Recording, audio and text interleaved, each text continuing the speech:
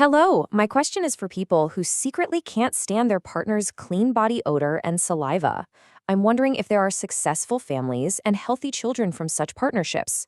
I have a wonderful man, but I can't stand his smell, especially during PMS. With my previous partner's body odor was always pleasant to me, but with the current one, although by all other criteria it's 10 out of 10, the smell disgusts me. It's not sick, unwashed, or from cigarettes, just his skin and saliva. Sexually, things are going well, but it's more about technique and the fact that he initiates and predisposes. I don't feel like wanting to initiate physical contact, but the person and his company are pleasant to me, and I want to be together. This question, it really gets to the heart of a deeply personal and often very hidden conflict.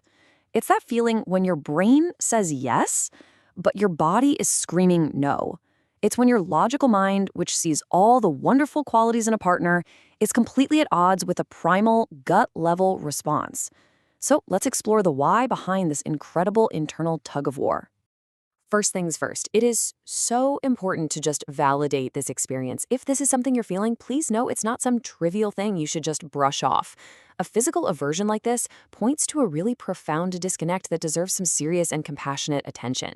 Your feeling is a real piece of data, and you're definitely not alone in this. Let's be really clear about this. A physical reaction of disgust is an incredibly powerful signal. This isn't the same as not liking their taste in music or the way they dress. This comes from a much deeper, more instinctual part of you. And because of that, you have to treat that signal with the seriousness it deserves. So, to really get what's going on here, we have to look at some basic human biology. Our sense of smell is actually one of the oldest and most powerful drivers of attraction. It works on a totally subconscious level, sending these potent signals about whether or not someone is a good match for us. This all comes down to a concept called olfactory compatibility. Scent is basically an invisible language communicating all this biological information under the radar. And the fact that previous partners' scents were pleasant to you, well, that tells us this system is very much active for you. Your body knows how to read these signals, and right now, the signal it's getting is one of, well, incompatibility. And, hormones can turn the volume way up on these signals. During certain times, like PMS, your sense of smell can become way more sensitive. It doesn't mean the feeling isn't there the rest of the time. It just means that during this phase, it's in high definition, impossible to ignore. So that leads to a really important question you need to ask yourself. When it's not that time of the month, is the feeling just okay? Or is there still a background hum of disgust, just at a lower volume? Figuring that out can help you understand if this is a cyclical spike or a constant fundamental issue. And this brings us right to the core of the problem. It's this major conflict between your rational mind, which is ticking all the boxes about what a great partner this person is, and your instinctual body, which is sending a very clear message of stay away. You can almost picture it, right? On one side, you have the logic. He's a wonderful person. You want to be with him. The intimacy is fine. It's technically good. But on the other side, you have the body's feedback, which is visceral and loud. It's not just a lack of desire. It's active repulsion. It's a classic case of what we call cognitive dissonance. It's so easy to trust our logical mind, isn't it? The one that makes the pro and con lists. But our bodies, they have their own kind of intelligence. This physical reaction you're having is information. It's data your mind might be working overtime to ignore because it messes up a picture that otherwise looks just perfect.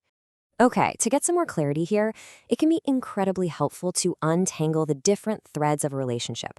We tend to just throw everything into one big box called love, but it's really made up of different, distinct experiences that sometimes overlap.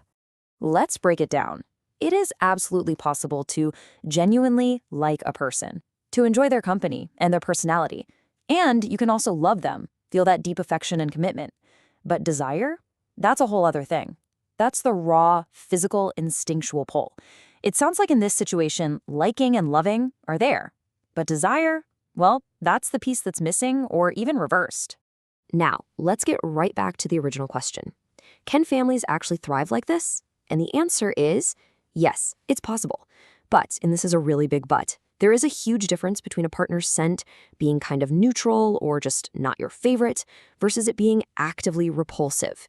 You can live with indifference. Disgust, on the other hand, is like a constant thorn in your side. And just to be crystal clear on the question about children, this compatibility issue is not some sign of a medical or genetic problem that would affect a child's health. Not at all. The real issue here is about the relationship itself, about your own personal happiness, your intimacy, and your fulfillment in the long run. Ultimately, nobody else can give you the right answer here. The only way forward is to turn inward and have a really honest, maybe even difficult conversation with yourself. The goal isn't to find the right answer, but to find your answer. Before we get into those questions, hold on to this one thought. The feeling of disgust is basically a form of self-protection. It's a boundary your body is setting. It doesn't automatically mean you have to run for the hills, but it absolutely 100% means you need to stop and pay very close attention to what it's telling you. So the first question for yourself is this. Fast forward. Picture yourself 5 years from now, 10 years from now. If this exact physical sensation is still there day in and day out, can you honestly say you will be happy and fulfilled? Here's another really revealing one.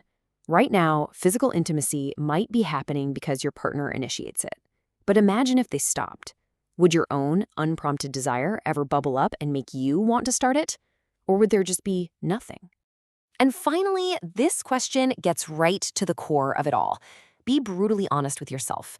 When you think about this person, what's the main feeling that comes up? Is it that magnetic, almost electric, physical pull of desire? Or is it the calm, steady feeling of security, comfort, and knowing it's the right choice on paper? Both are so valuable, but they are not the same thing. In the end, there is no single right or wrong answer here. Some partnerships are built beautifully on friendship and security. Others are built on passion. The only thing that matters is figuring out what's essential for your happiness. And can you, with total honesty to yourself, live with this feeling for the rest of your life? The answer is in you. You just have to get quiet enough to listen to it.